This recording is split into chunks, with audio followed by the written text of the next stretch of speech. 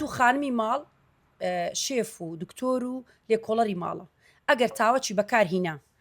بە دوو مڵاچی تاوەکە ڕوشا ینی ئەو ڕوشانە تێکەڵی خواردن دەبی ئەوە زیانەی سەرەکی هەیە لەبەرێ ئەو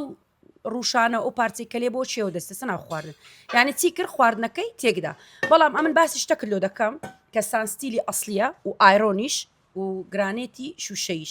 ئەوانە سێ بابەتن هەموو دکتۆرەکان باز دەکەن هەر ئەمن نیمە ئەمن شارەزاش نیمە لە بواری مەنزەڵ بەڵام باسی شتە لۆ دەکەم کە بەگرێنتی ئەو تاوەی 100 زاریش بەکاربینە لەبەرۆی سانستیلی ئەسڵە هیچ شتێکی نییە بڕوشێ